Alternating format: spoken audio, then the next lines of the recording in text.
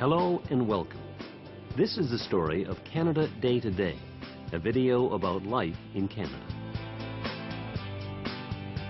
Canada is a big country. In size, it's the second largest on Earth, and it's home to people from all over the world. We'll show you how people from different countries have shaped the Canadian way of life. You're immigrating to Canada? Yes. We'll give you information for your arrival and for your first few days here. We'll show you the difference between life in a big city and a small town, how to look for a job, and we'll tell you what's needed. We'll have information about our education system, our government, and our laws. I wanted to get good education, for which Canada is renowned all across the world. We'll talk to people who've just arrived and to some who've become well established here. But first, let's look at your new country.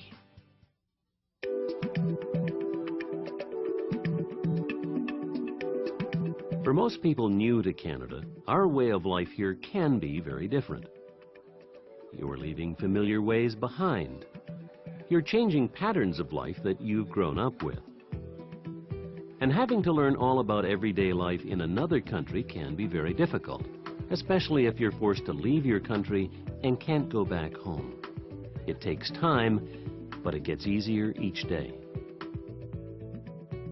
Canada, as we said, is a very big country made up of 10 provinces and 3 territories. From the Atlantic coast in the east to the Pacific in the west is about 8,000 kilometers, or 5,000 miles. A jet plane takes about 7 hours to cross the country, and there are 6 different time zones. The 6 zones mean that when it's morning in British Columbia, it's afternoon in the Maritime provinces. But our population is just over 32 million people.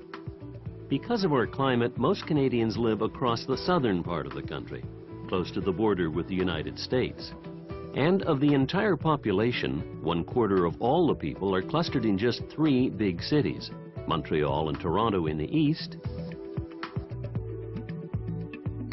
and Vancouver on the west coast. Further north, in the Arctic, the climate is severe and only about 80,000 people live here. The Inuit, one of Canada's first peoples, love its stark beauty and have lived here for thousands of years.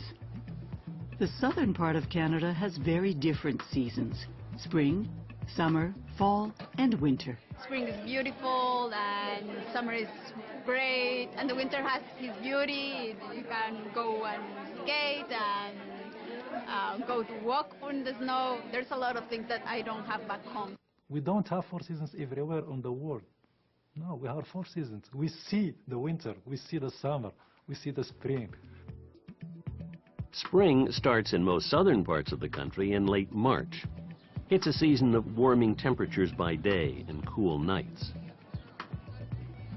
Summer generally begins in late May and lasts through to late September.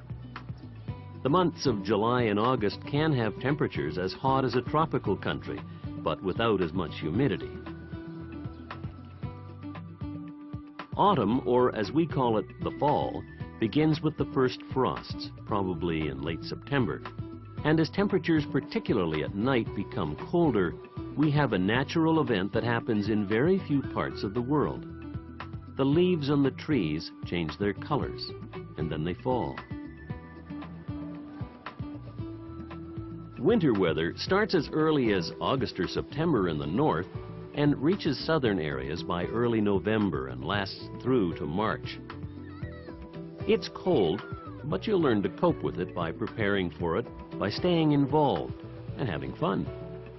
J'étais très surprise et je n'ai pas pu m'empêcher d'aller dehors, de sauter dedans. Et ma grande surprise a été que je me suis retrouvée complètement à terre. Parce que j'ai glissé, je ne savais pas que c'était glissant. You have to dress for the weather.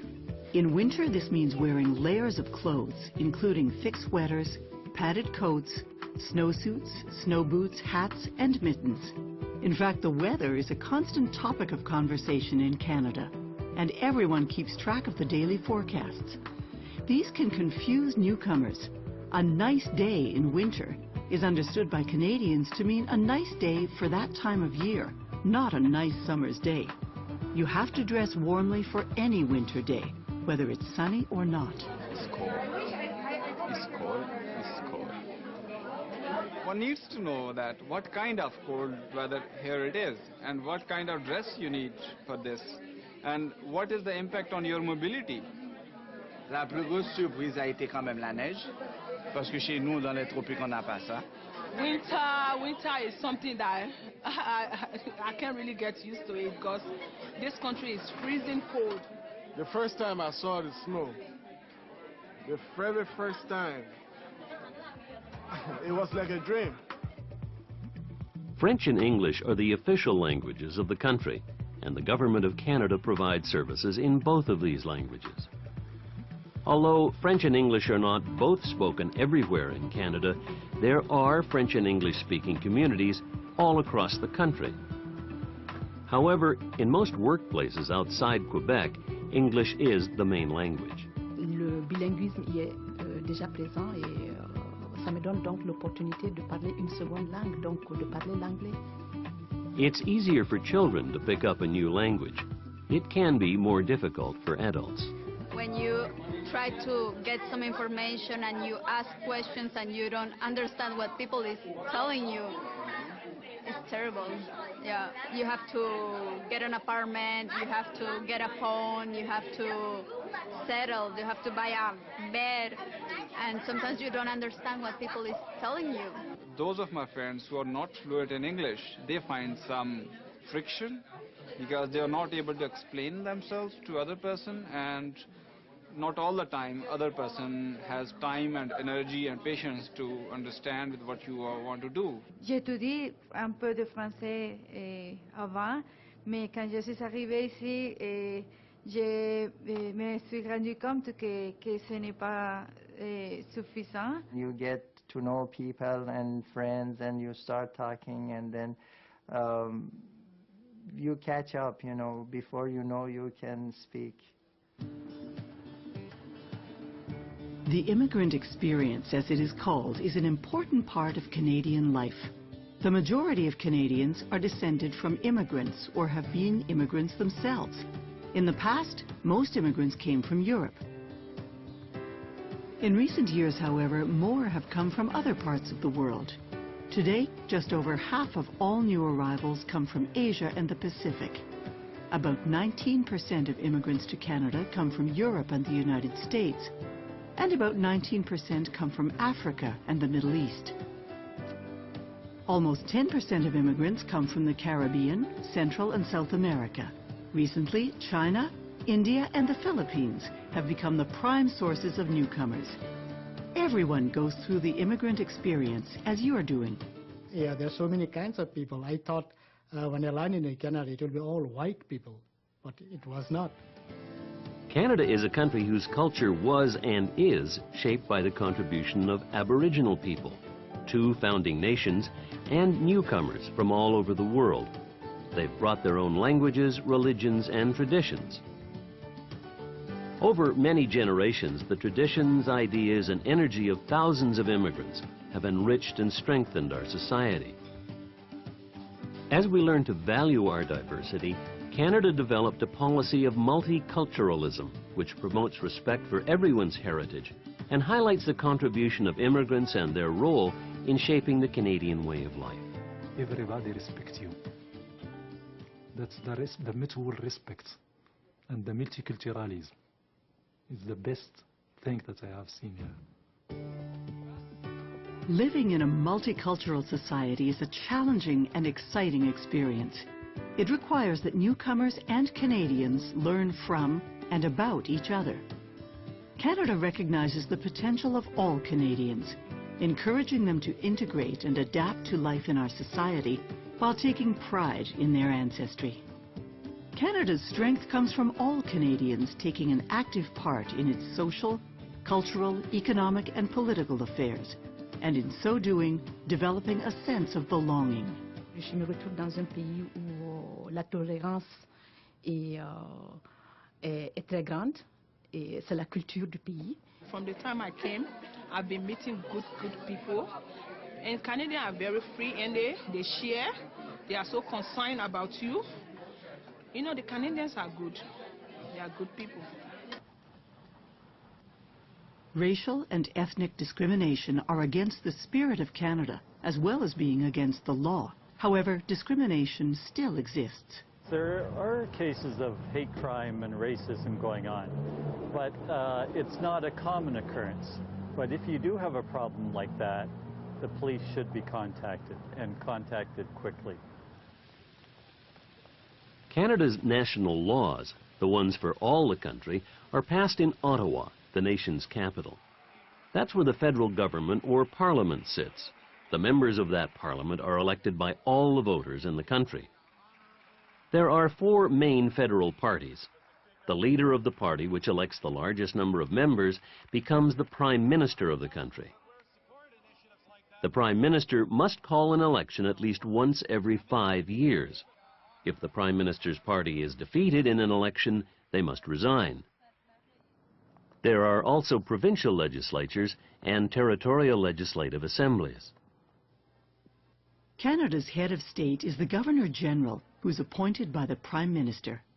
2 of our most recent Governors-General are Adrienne Clarkson, who was actually born in Hong Kong, and Michaëlle Jean, a former journalist who came with her family from Haiti. And this is Canada's flag, bearing the red maple leaf. Next on our video, your arrival, a day to remember.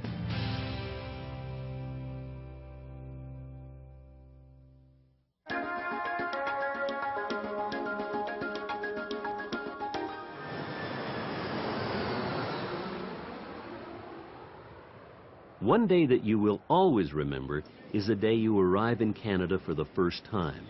Here are some of the things you can expect. You're starting a new life, a different kind of life, and whatever you've been told about it, you'll have some surprises, even shocks ahead of you. Some may be pleasant, some not. The first few hours at the airport will be busy.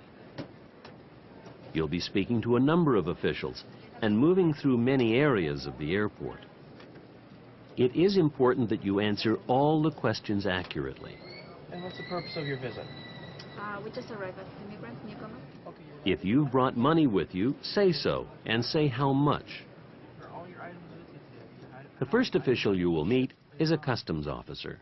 Customs inspectors are the ones who first deal with immigrants that come into Canada, and we ask them a series of questions. Are they bringing in currency over $10,000 Canadian? Do they have any firearms or other weapons? Any food products with them? Do they have goods that are going to be arriving in Canada at a later date that we need to document? It's important if your pet's going to be moving with you to Canada, to contact Canada prior, also to contact the country that you're leaving from, because there's specific requirements that you may need. And then, of course, they need to have their passports and visas and all of their paperwork ready so that when we're finished with them, we'll send them over to immigration, and immigration will process those papers. Okay. Do you have a confirmation of permanent residence document? Yeah. After you speak with the customs officer, you will proceed to the immigration desk, where an immigration officer will ask to see your passport or travel document and your permanent resident visa and confirmation of permanent residence document. The immigration officer will ask you to sign the confirmation of permanent residence document and will give you a copy. The officer may need to retake your photo if the one provided does not meet specifications. Okay, and what is the address you'll be using in Canada? Keep your copy of your confirmation of permanent residence with you. For your first few weeks, it is the main document showing your status in Canada.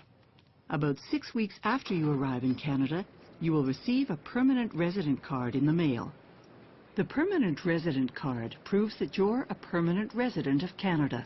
It says you're entitled to live here, and it's required when you re-enter Canada on a commercial carrier like an airline, boat, train, or bus. Welcome to Canada. Thank you.